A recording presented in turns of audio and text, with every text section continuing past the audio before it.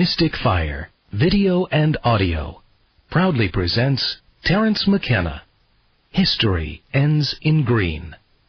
This is tape 2 of a 6-cassette series.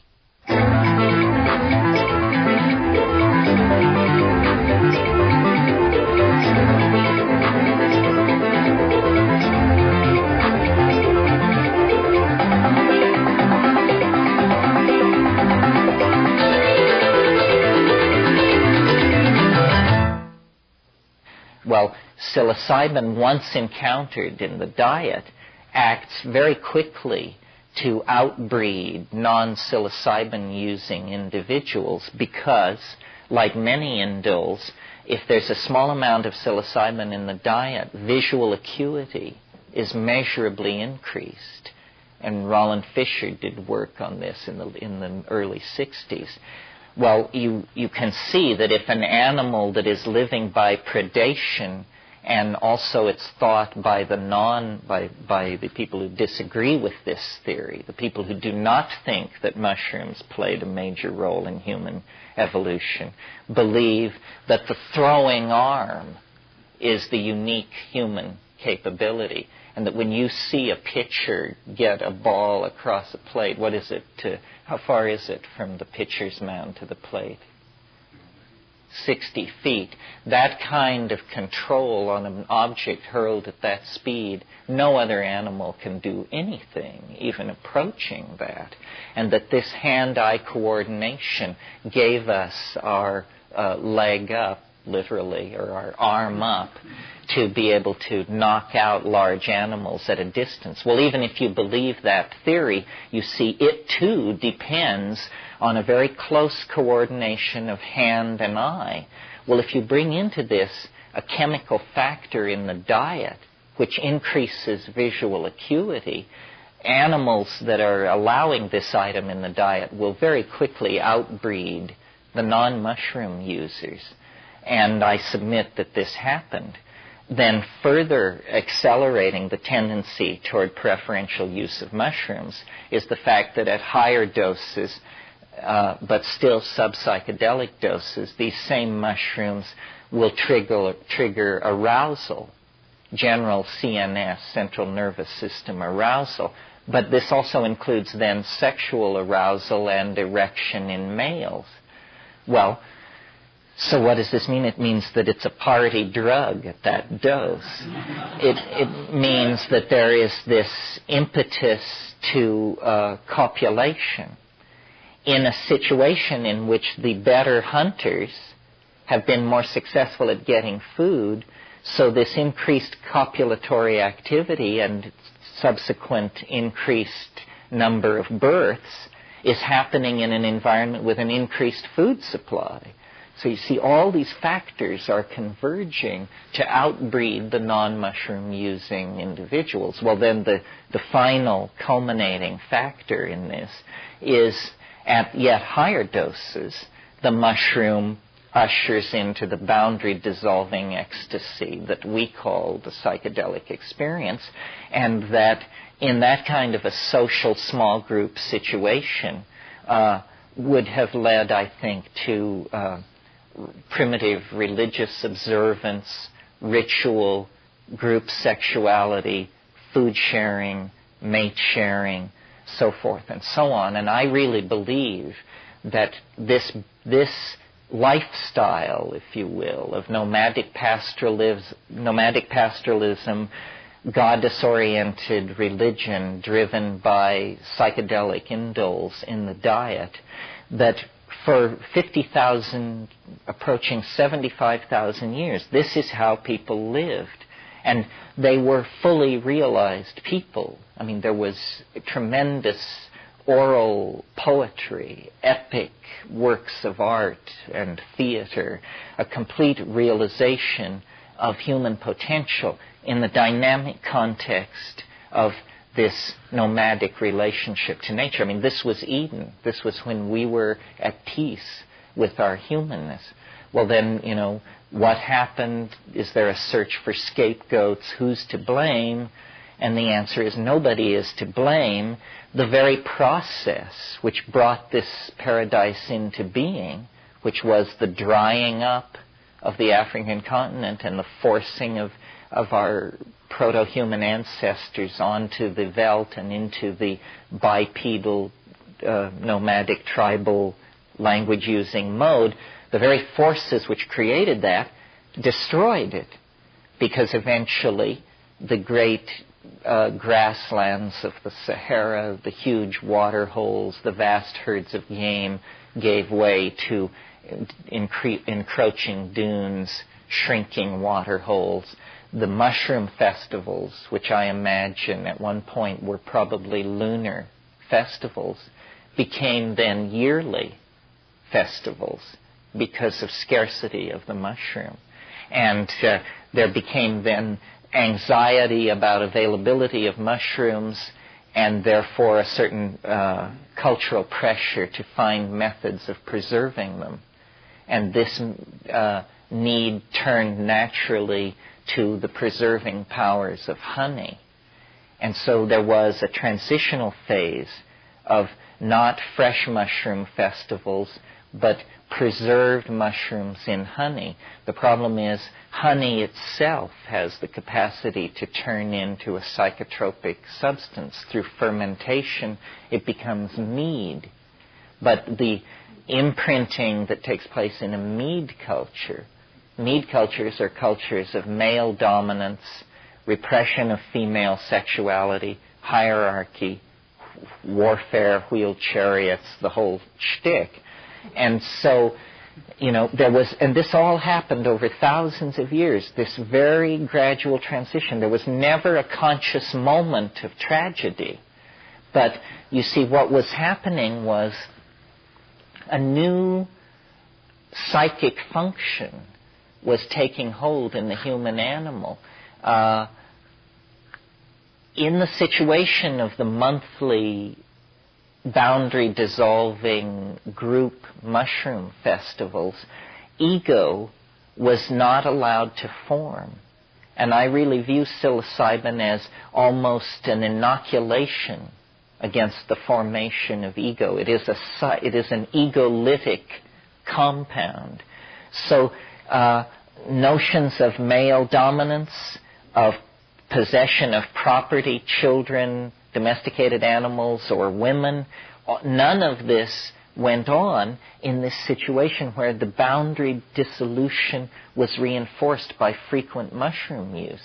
But as soon as the mushrooms become less available, this thing begins to grow in the human personality, literally like a cancer or a tumor. It's a calcareous growth on the psyche that if we do not have this embeddedness in the vegetable matrix of Gaia, then anxiety arises, a lot of it sexual and related to self-identity, and I don't have to discuss this with you, just refer you to Freud and the whole gang. Everybody understands how bent we are. The question is why, and I think this is why, because we have been in a permanent state of neurotic disequilibrium for 15,000 years. And every move to attempt to correct this has pushed us further away from the goal that we want to have. So now we arrive at the late 20th century, nuclear arsenals fully in hand. We have made, since the 15th century, a demonic pact with matter that has allowed us great insight into the destructive properties of matter, made us, handmaiden to the devil, and yet we are still completely dark about our own motivations, how to educate our children, how to put in place a set of values that don't loot the future. And all of these problems appear to be getting worse. So, I don't know. Well, my response to this is to advocate the only thing that I think will work, but it's not a political position, because a political position always implies willingness to compromise and negotiate with the other side. And there really is no willingness to negotiate on the part of the psychedelic position because it's pretty non-negotiable. We're at the end of a process, call it 2,000, 5,000, choose your date, but a long process of denial of human nature first, and then war against human nature. And it goes so deep into our culture that we don't even know where the basement level is. I mean, for instance, to my mind, monotheism, which is the great intellectual edifice of the West. It touches the three major religions of the West that have developed in a continuous strain since Abraham. Monotheism is the institutionalizing of this egocentric model. And it has a certain philosophical appeal in one God, everything, all roads lead to Rome. You can trace everything back to the Ur source, the Ur-Quelle. But that anal retentive appeal in itself takes place within a context of values of male dominance, print-created linearity, uniformity, so forth, and so on. And I think what we have to get into is real permission for sloppiness, for loose-endedness, for the abandonment of any myth of closure, that there is no closure. There are models and there are questions, but all models are provisional. And anybody who says they have answers is highly, highly suspect.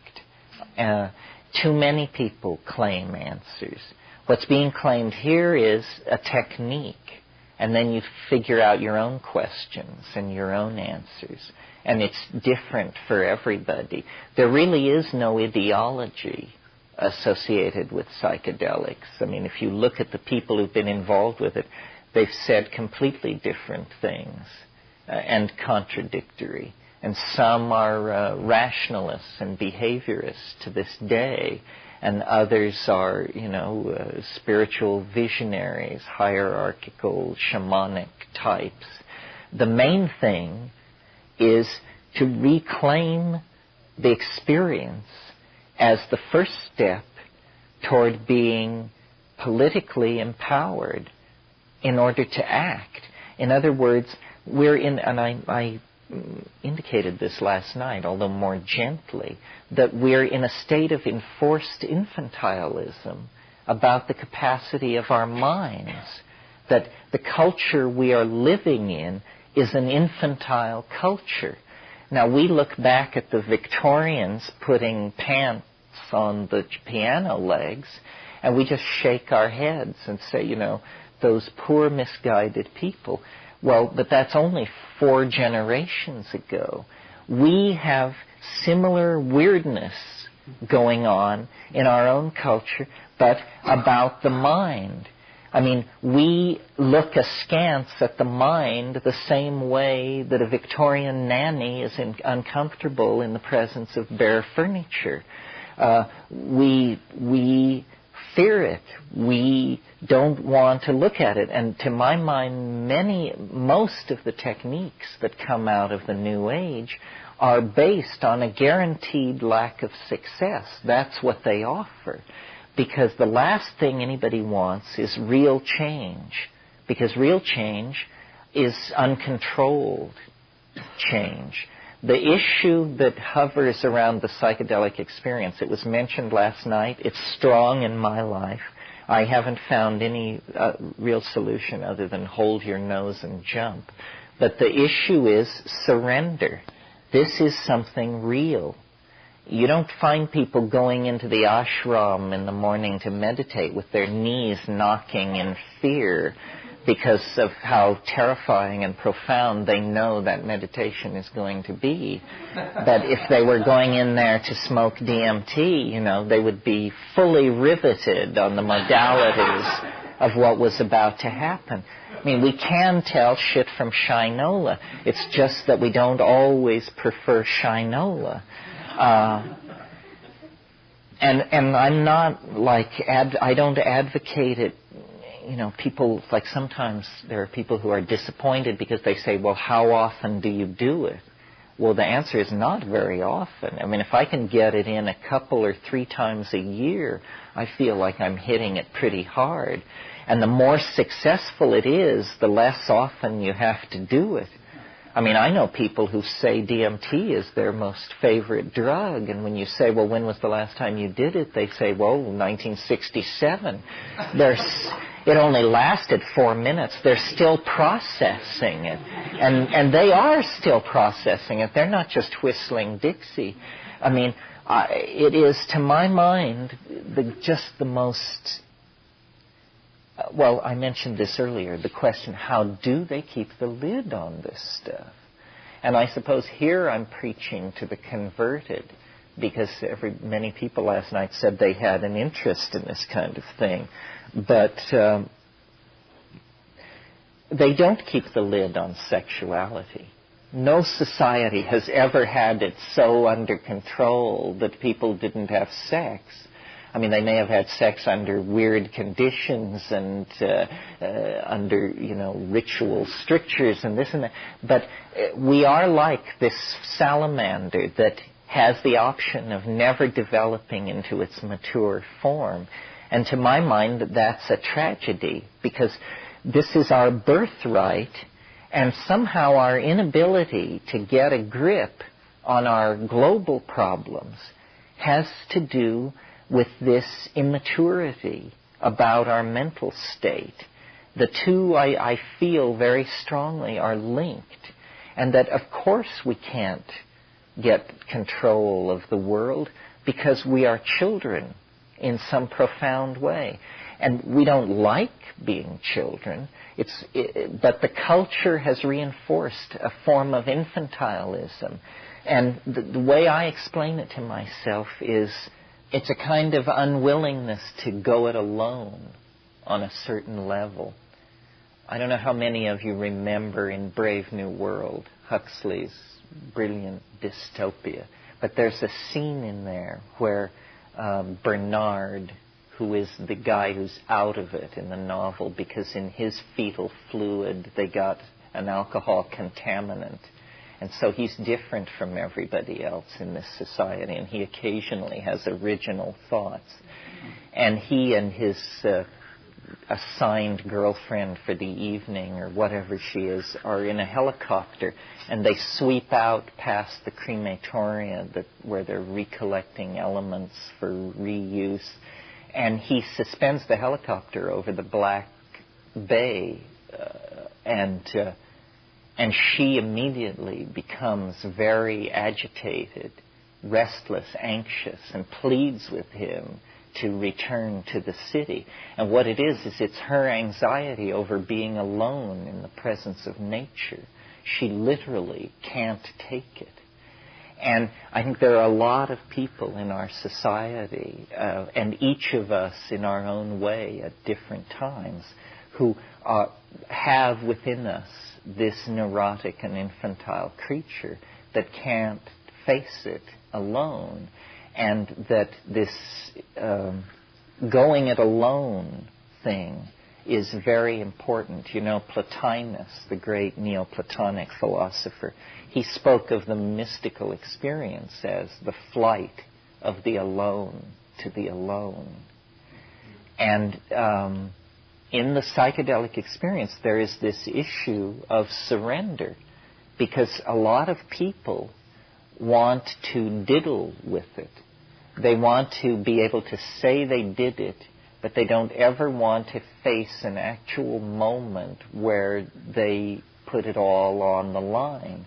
And yet the whole issue with this stuff is to let it lead, to let it show what it wants to show. So somehow,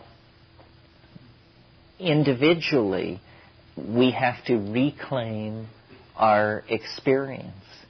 The real message, more important even than the psychedelic experience, the real message that I try to leave with people in these weekends is the primacy of direct experience. that as people, the real universe is,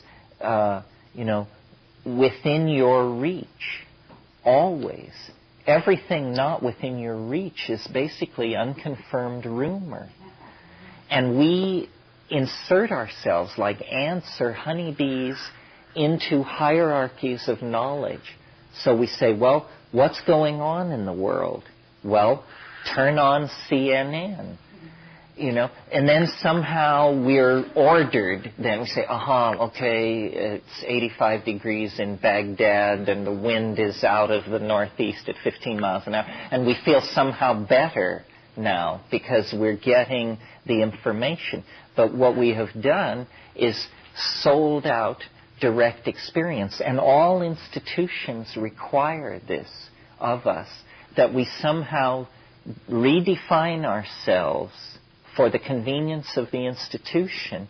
And this redefinition always involves a narrowing, a denial, so that, if you want to be in Marxist society, if you want to function in Marxist society, you have to define yourself as a Marxist human being.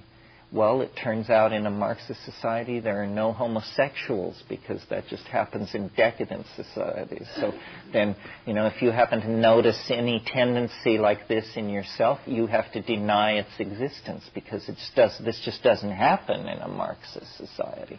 And similarly, every society has this. In our society, if you hear voices, we have mental hospitals for you. If you have vast visions of the future, we have drugs that can help you and make this go away. So then somehow in modern society, the discovery of psychedelics is the discovery that all of this cultural machinery is just Wizard of Oz stuff. You remember the scene in The Wizard of Oz where the curtain is swept back and they see the little guy there, and he says, booming out over the loudspeaker, "Ignore the little man pulling the levers. Ignore the little man pulling the levers." Well, the little man pulling the levers is what sweeps into view with psychedelics, and you discover, culture is provisional. Whether we have 9 wives or 3, whether we tattoo ourselves blue, whether we eat insects or not, all of these things are just decisions that we make. And then we congratulate ourselves on our wisdom, and we live within that, and we hunt down and kill all the people who disagree with us. And that's called having a culture, having a way of life, being somebody. But I don't see history as a wrong turning. I see it, the metaphor that I like is that of the prodigal son, that there was a reason for this long descent into matter, this peregrination. It was a shamanic journey of some sort. The shaman goes into the world pool or ascends the world tree to go to the center of the axis of the cosmos, to recover the pearl or the gift or the lost soul, and then return with it. And this is what history was, I think. It was a descent into the hell worlds of matter, energy, space, and time, for the purpose of recovering something that was lost. It wasn't lost by us. It was lost by the breathing, the disystole of the planet. Just climax of climate moved us into paradise and then moved us out of paradise. I mean, you must that the story of Eden is the story of history's first drug bust. I mean, it's the story of a whole lot of tension over who's going to take or not take a certain plant which confers knowledge. And Yahweh, wandering in the garden, says to himself, if the man and the woman eat of the fruit, they will become as we are. The issue was co-equality, co-knowledge with the Creator. well, where do we stand, in man's existential march? How does that work? Can we always accept the subservient, infantile position? I mean, is knowledge to be dispensed by gods, and if not gods, then the institutions that appoint themselves as gods over us? Or is it actually that maturity begins with somehow claiming this birthright? And it is a birthright.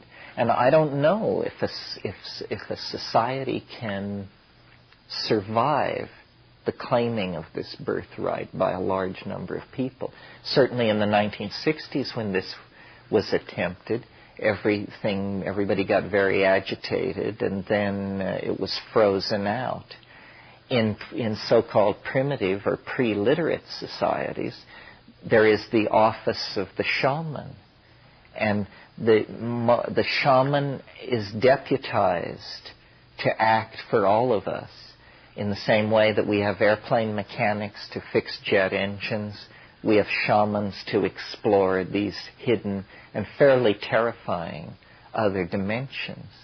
The people who self-select themselves into a group like this, in a society like that, would be the candidates for this kind of shamanic voyaging. Well, so then what is it finally all for? Or is it for anything? Is it just maybe my problem that I think it's for something?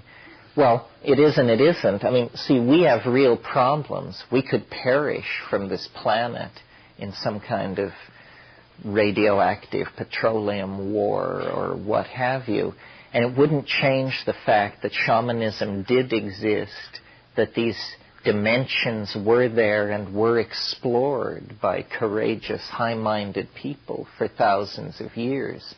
But I think that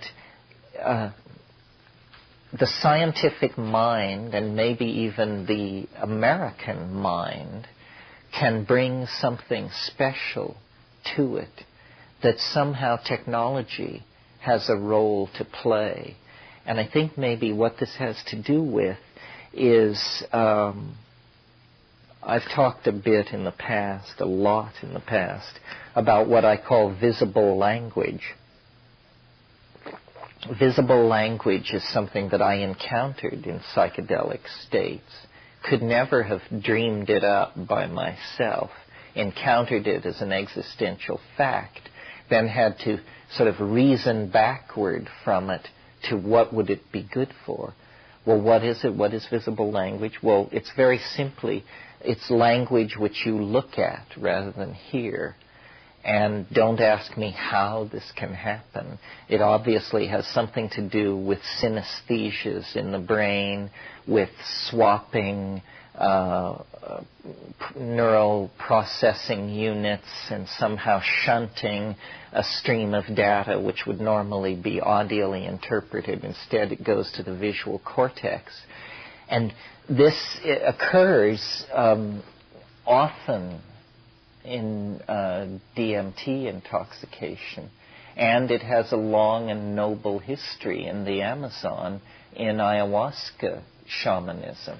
Ayahuasca, as you probably know, is a combinatory drug made of a vine combined with the leaves of another plant, and it makes DMT orally active.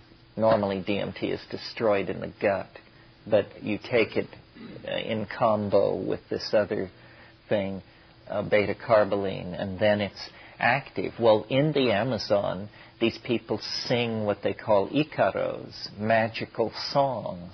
And these magical songs are given to them by the spirits, whatever those are, invisible entities. But the magical songs are invariably criticized pictorially and sculpturally rather than musically. Nobody ever talks about how these things sound. People only talk about how they look.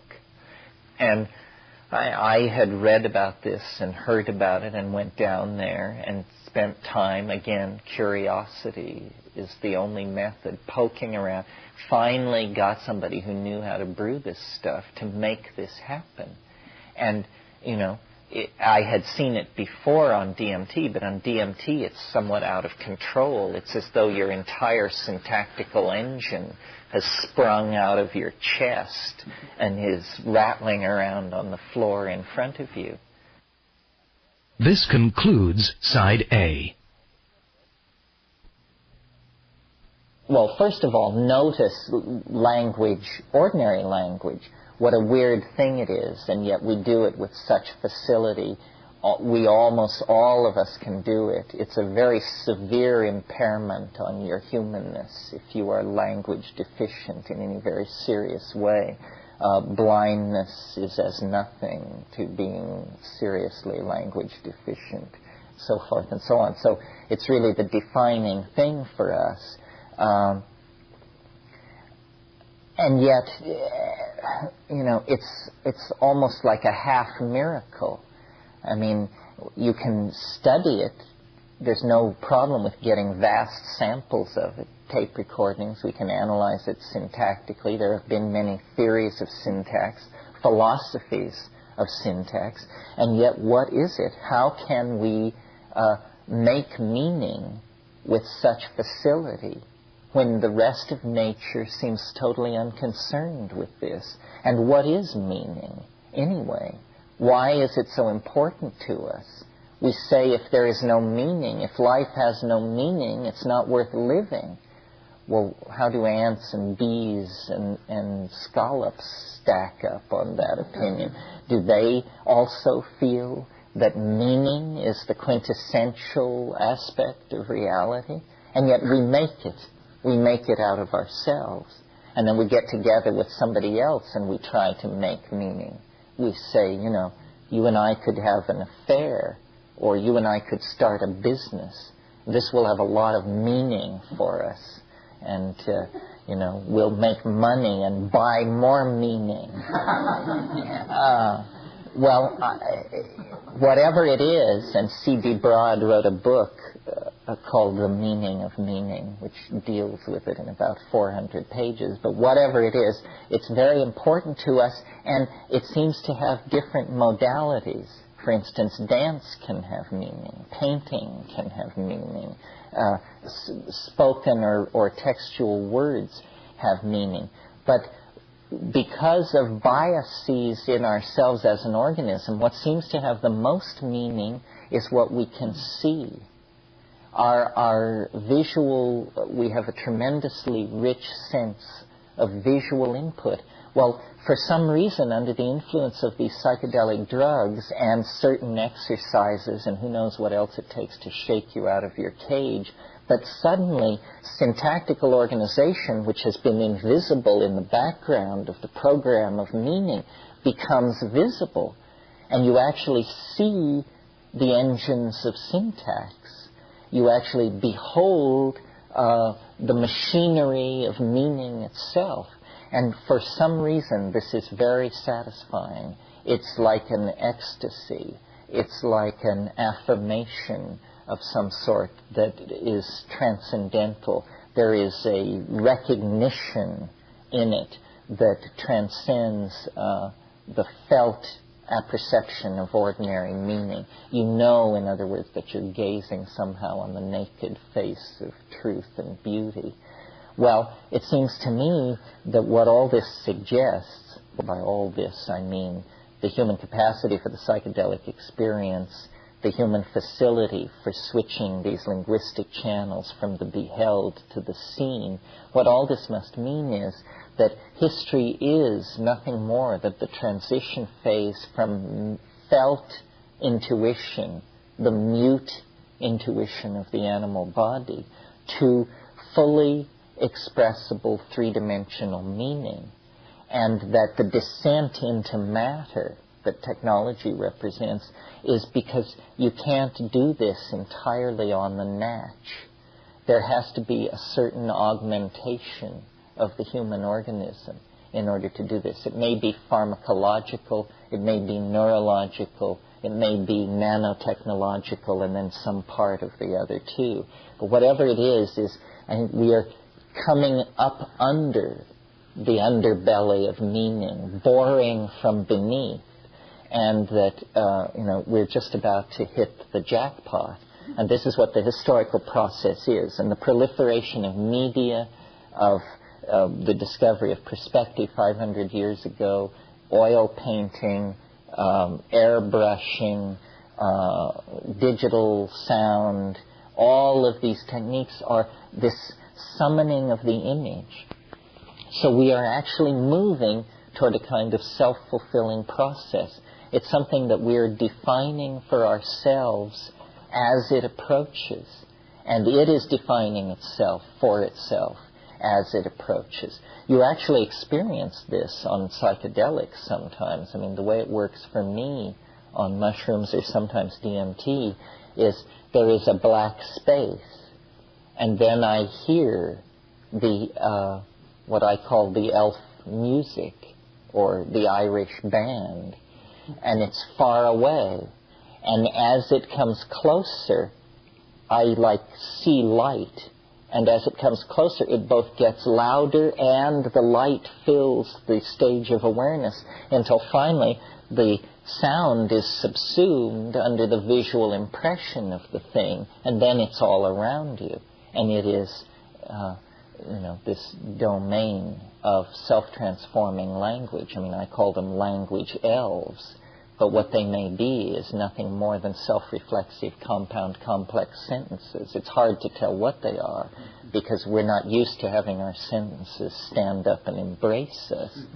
But nevertheless, the nature of reality is fractal, and it can't have been lost upon any of you that in a fractal universe, text is composed of characters, the characters of a given alphabet. But reality is also composed of characters, the characters like you and me who live out some kind of plot. Well, when you get characters into a text, in other words, characters made of characters, then you begin to feel the textual richness and the linguistic richness that seems to be not in the forefront of reality, but actually to lie behind it. I mean, the final conclusion, not the final conclusion, that would be preposterous, but the most recent conclusion that I'm coming to looking at the psychedelic experience is how phenomenally text-like reality is. I mean, it's more text-like than one should decently say. This is much more like a work of art than anything recognizable from my physics class. I mean, my physics class was about atoms and electrons and momentum and conservation of energy. My literature class, on the other hand, was all about personality, motivation, history, precursive active, anticipation of action, willful suspension of disbelief. And these are the things that I see actually going on around me. And so it's strange as we decondition from the being sold from the top worldview of Time magazine and Scientific American and the Wall Street Journal. What we discover is ourselves active as art in a work of art. This is what the reclamation of experience seems to give back to us, is ourselves as very complex objects. You see, in the institutionalized world, we are defined always in ways that stress our similarity. We hear about voters, and I'm a voter. And we hear about women, and many of you are women. And we hear about yuppies, and we hear about the middle class, and we hear about those with liquidity in their portfolios. But everything is presented as a member of a class. We are always presented to ourselves as members of some class, and yet we experience ourselves as unique objects. But there is no reinforcement for that experience of uniqueness. I mean, you have a lover and they say, you know, I think you're wonderful and very special. That's about all the reinforcement for your uniqueness you get. And your mother also tells you this. But then you take a psychedelic plant and you discover, you know, hey, you know, I'm Christopher Columbus. I'm Magellan. I could be anybody. I'm not defined in these narrow ways. There are doorways in my reality to areas of experience as large as the area of experience that Christopher Columbus or Magellan took as their province. But it's all, this new freedom is achieved by directing attention back at the individual. So, you know, a lot of the debate and talk that I hear is about saving and restructuring institutions and that sort of thing. I'm not very much interested in saving and restructuring very many institutions. I think institutions have done us about all the good we can stand at this point. And, you know, but then they wave the black flag of anarchy in front of you and say, oh, well, you're just an apostle of chaos and madness. Chaos, yes. Madness, maybe. But disorder, never. You know, this surrender issue, when translated out of the realm of the individual and into the realm of the collectivity, we all, as a society, must also surrender to what is happening to us, because I think history is some kind of psychedelic experience, and it isn't, there's nobody around who has the right plan.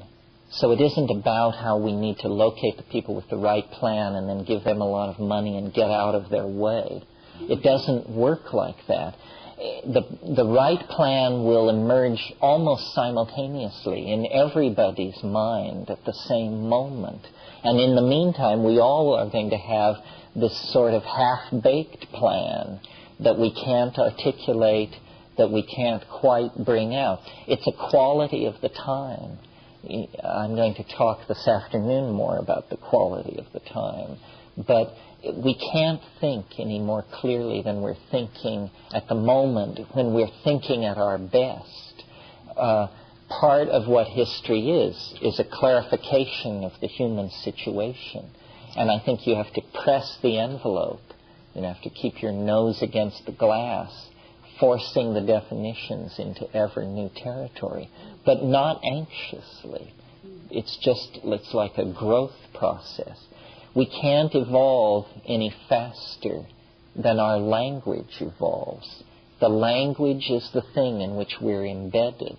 So the use of technologies like virtual reality, or drugs like psilocybin and DMT, or practices of various sorts, if they prove effective, to put pressure on the evolution of language. All spiritual disciplines, properly analyzed, can be seen to be courses, language courses, to get you to think a certain way, to get you to carve out of the background of undifferentiated data certain things which you previously couldn't see, auras or acupuncture meridians or states of disease. I mean, it can be anything. But the mind sensitizes itself to phenomena by following language into the forest of the unknown. And most people have no stomach for this kind of thing. Prefer to stay back in the village and just kill time grinding wheat and drying meat around the fire. But,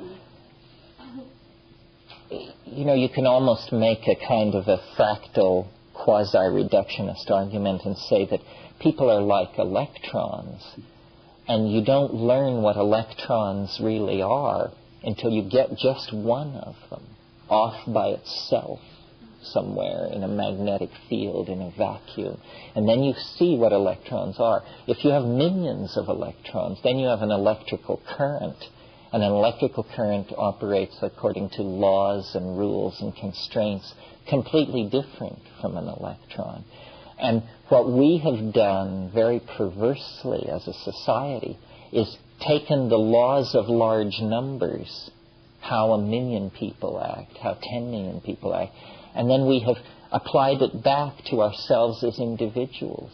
Said, well, why am I not happy? 70% of everybody does X and I don't, and I'm not happy then. Trying to redefine yourself as against a very large body of statistical data.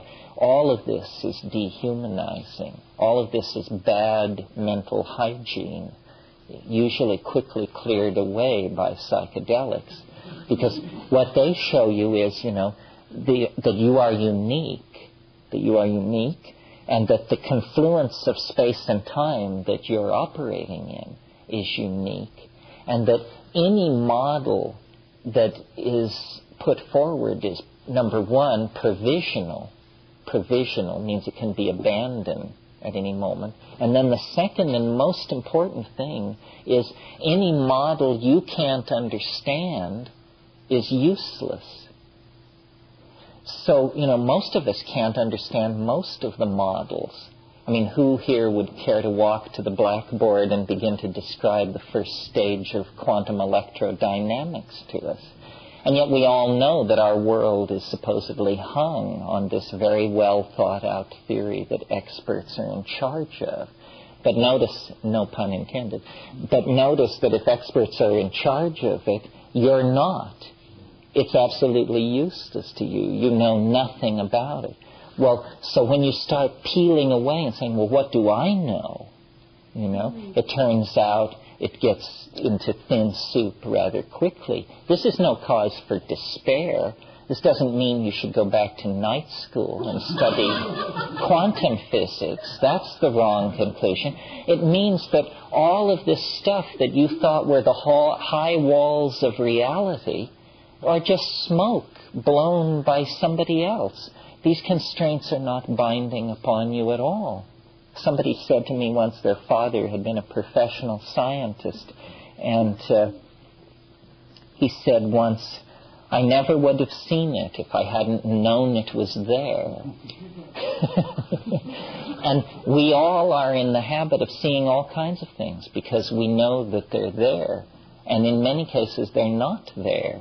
And you just walk through and you discover all kinds of things. I mean, I am convinced that anybody who has a major psychedelic trip, at some point in that trip, their eye falls on things no human eye has ever seen before or ever will see again.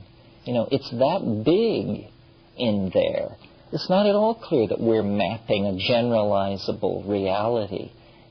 It may be that it's just so huge in there that never do we pass through the same matrix twice. Well, that means you can give up on closure.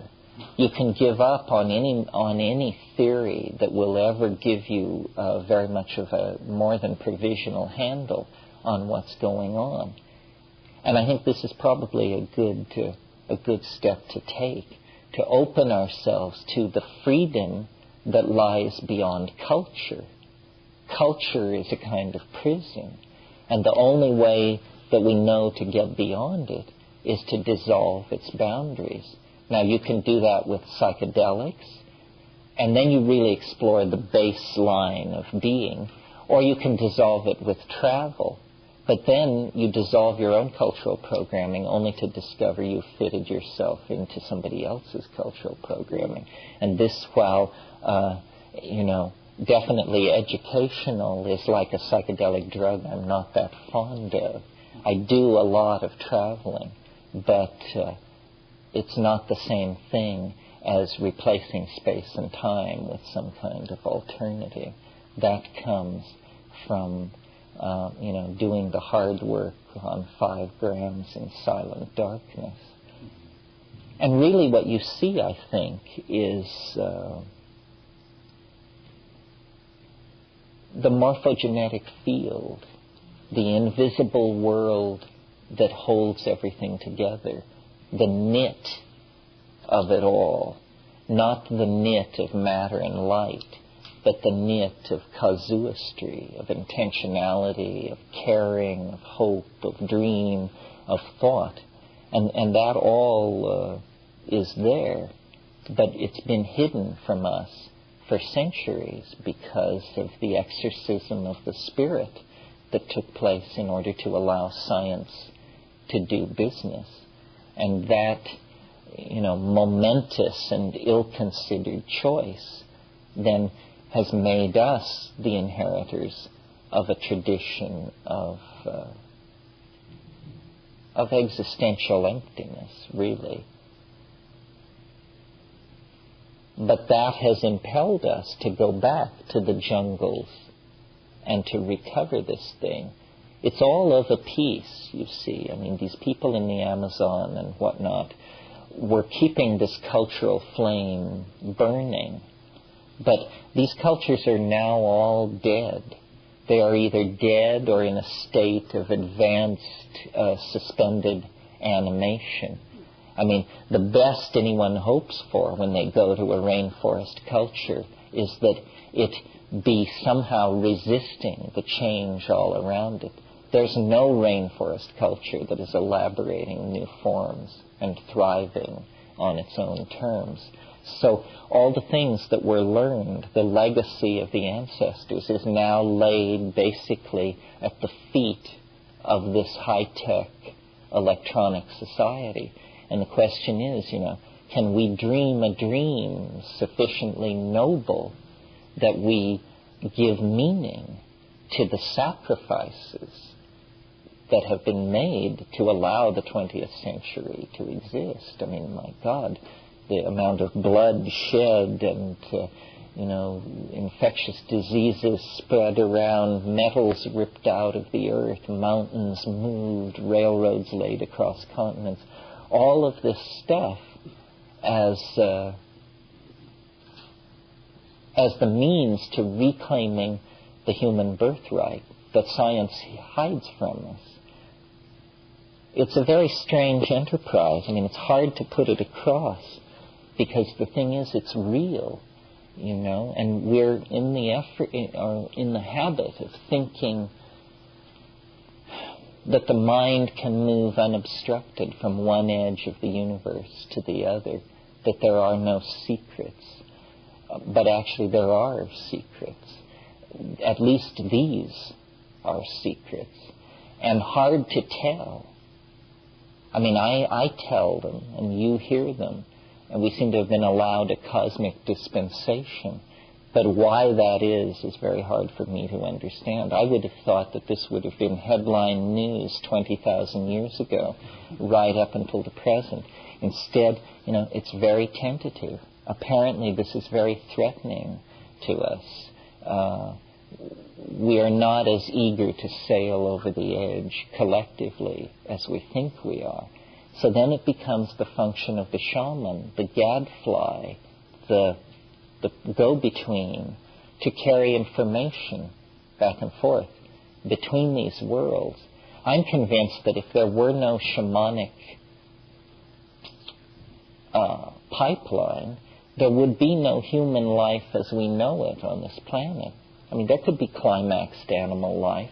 There was no need for this higher order linguistic style of self-reflection to come into being. It's that something is plotted. Something is working itself out in us. We are the cells of a much larger body, and like the cells of our own body, it's very hard for us to glimpse the whole pattern, the whole of what is happening. And yet we can sense that there is a purpose, and there is a pattern. Well, the way you connect the pattern with the lower level is by dissolving the boundaries of the ego and the self into this larger thing. And then it's found to be there, reflective on many levels. It doesn't require a mechanism. Everything is obvious. If things don't appear simple to us, I think it's because we haven't thought about it long enough. Well, so that's sort of a survey of some of this stuff. Thank you very much.